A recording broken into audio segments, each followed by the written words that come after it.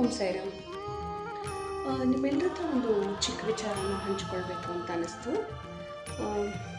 ಮೊದಲೆಲ್ಲ ಸಾಯಿಯವ್ರನ್ನ ನೋಡಿದಾಗ ಅಥವಾ ಸಾಯಿ ಪಿಕ್ಚರ್ಗಳು ನೋಡಿದಾಗ ಅಥವಾ ಸಾಯಿ ದೇವಸ್ಥಾನಗಳಿಗೆ ಹೋದಾಗ ಅಥವಾ ಶಿರಡಿಗೆ ಫಸ್ಟ್ ಟೈಮ್ ಹೋದಾಗ ನನಗೆ ಸಾಯಿಯವ್ರ ಬಗ್ಗೆ ನಾನು ಸಾಯಿ ಅಂತ ಕರೆಯೋದಾಗಲಿ ಅಥವಾ ಸಾಯಿ ಬಾಬಾ ಅಂತ ಕರೆಯೋದಾಗಲಿ ಅಥವಾ ಬಾಬಾ ಅಂತ ಕರೆಯೋದಾಗಲಿ ಮಾಡ್ತಿದ್ದೆ.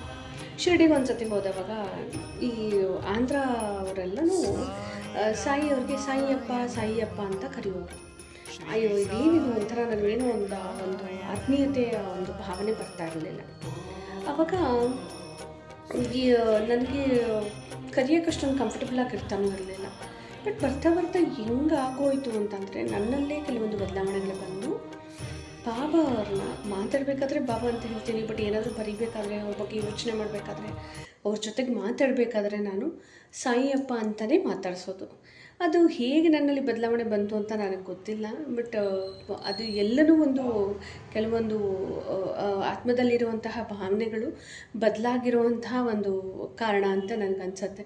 ಅಥವಾ ಅವರು ನನ್ನಲ್ಲಿ ಅಥವಾ ನನ್ನನ್ನು ಅವರಲ್ಲಿ ಅವರು ಒಂದುಗೂಡಿಸ್ಕೊಂಡಿರುವಂತಹ ಒಂದು ಗ್ಯಾಪ್ ಇದೆಯಲ್ಲ, ಅದು ಕಡಿಮೆ ಆಗಿ ಅದನ್ನು ನಾವು ಈ ರೀತಿ ಬದಲಾವಣೆಗಳನ್ನ ತೊಗೊಂಡು ಬಂದು ನನಗೆ ಸಾಯಿಯಪ್ಪ ಅಂತ ಪ್ರತಿಯೊಂದರಲ್ಲೂ ಮೆಸೇಜಲ್ಲಿ ಬರಿಬೇಕಾದ್ರೆ ಅಥವಾ ಅವ್ರ ಮೆಸೇಜ್ ಬಂದವಾಗ ನನಗೆ ಅನಿಸೋದು ಹೀಗೆ ಸಾಯಿಯಪ್ಪ ಅಂತ ಹೇಳಿ ಅನ್ಬೇಕು ಅಂತ ಅನಿಸುತ್ತೆ.